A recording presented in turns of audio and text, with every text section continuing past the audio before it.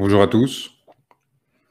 J'ai l'honneur d'échanger avec vous suite à l'intervention de Monsieur Ousmane Sonko, à un moment qui apparaît historique à bien des égards pour le Sénégal. Monsieur Sonko, en homme d'État qu'il est et qu'il deviendra lorsqu'il sera élu président de l'État du Sénégal, a lancé un message clair.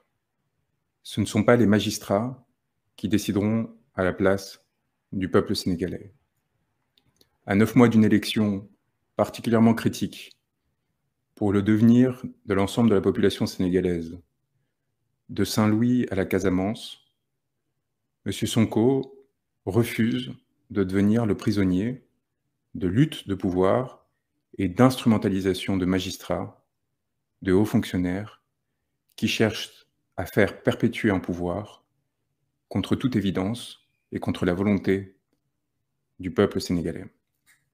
En tant qu'avocat, dans le cadre d'un collectif particulièrement important qui a vu les plus grandes éminences du barreau du Sénégal se mobiliser, non pas tant pour un homme politique, mais pour le devenir d'une démocratie et d'un état de droit, j'ai l'immense honneur d'accompagner M. Sonko, malgré les mesures qui ont été prises de façon honteuse et indécente par le régime pour nous empêcher d'assurer sa défense, que ce soit en expulsant ses avocats de la salle d'audience ou, comme cela a été mon cas, en me cueillant à la sortie d'un avion avec des hommes en armes particulièrement agressifs pour m'empêcher de défendre les droits d'un homme qui était persécuté par un appareil de pouvoir aux ordres de celui que je n'avais pas encore qualifié de tyran, mais qui commence de plus en plus à le ressembler.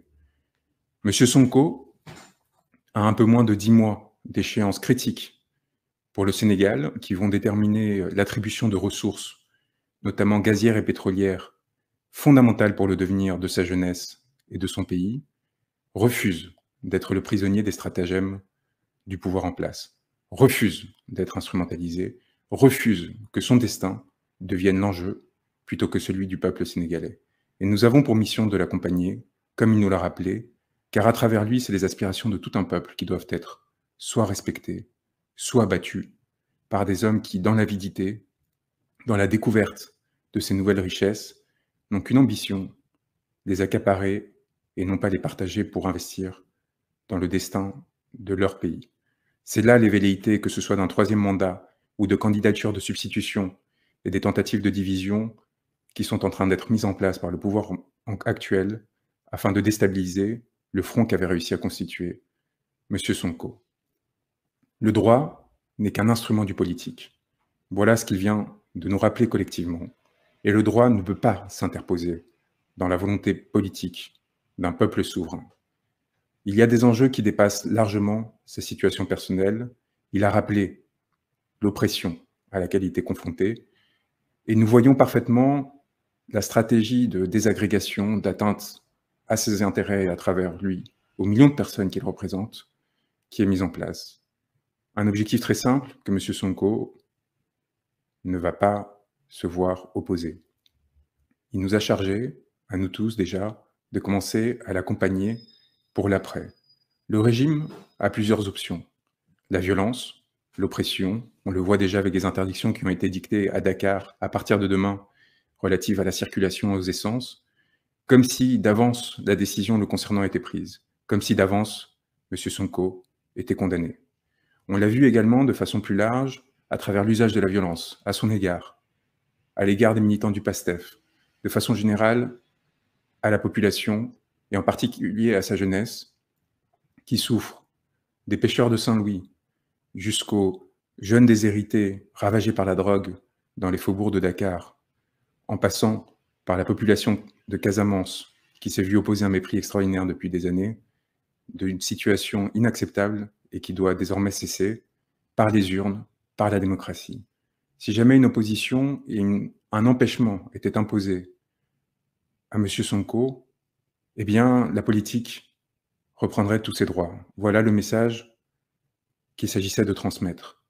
À nous, avocats, d'accompagner M. Sonko et tous ceux qui sont derrière lui afin d'éviter cette situation. Au pouvoir, de se montrer responsable, de comprendre que son heure peut être tournée et qu'il s'agit de remettre son mandat entre les mains du peuple pour que celui puisse décider librement. Nous en sommes au début d'une aventure extraordinaire, à quelques mois d'une échéance particulièrement importante qui ne s'arrêtera pas avec l'élection. Dès à présent, évidemment, tous les efforts doivent être mis en œuvre, non seulement pour protéger M. Sonko, mais plus largement pour se préparer à l'après. Nous sommes très fiers, comme il l'a rappelé, de ses contacts avec un certain nombre de dirigeants étrangers de la sous-région, et nous travaillons évidemment à l'accompagner et à le préparer et à l'aider à ce que les ressources du peuple sénégalais reviennent entre ses mains, que ce soit les concessions gazières et pétrolières, que ce soit la situation inéquitable de répartition des ressources, que ce soit la corruption extraordinaire qui a touché une grande partie des membres du régime actuel. Il y a des chantiers immenses qui sont nécessairement préparés dès maintenant. Les échéances atroces que l'on tente de lui imposer, volontairement humiliantes et dégradantes, sont une atteinte à la dignité, non pas de M. Sonko, mais de ceux qui cherchent à l'entraver. C'est avec honte que leur participation à ces manœuvres devrait être accompagnée. Et c'est à vous de faire ressentir cette honte puissante à l'égard de ces magistrats, de ces fonctionnaires qui participeront à cette comédie et qui chercheront à entraver votre destin. Nous sommes fiers, à notre place, avec humilité, d'avoir la confiance de M. Sonko, pour une raison très simple.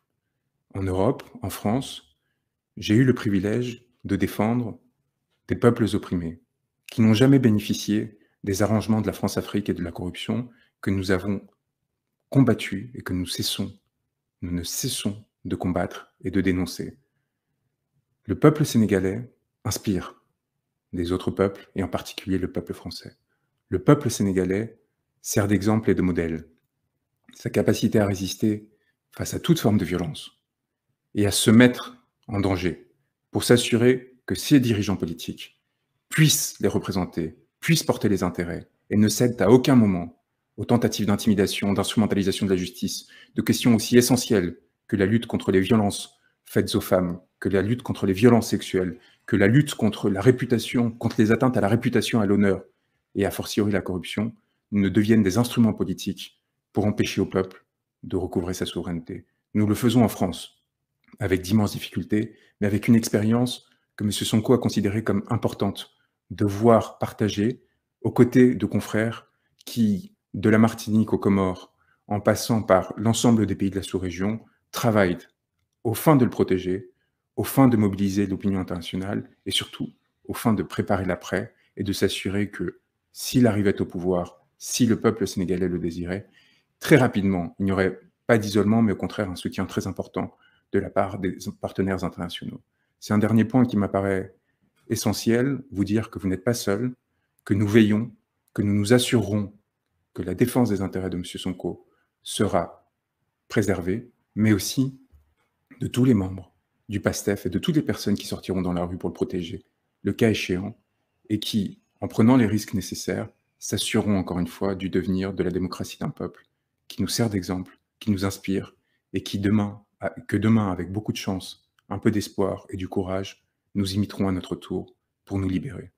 Je vous transmets toutes nos pensées, tous nos encouragements, et surtout, le plus grand respect par rapport à votre force. Vous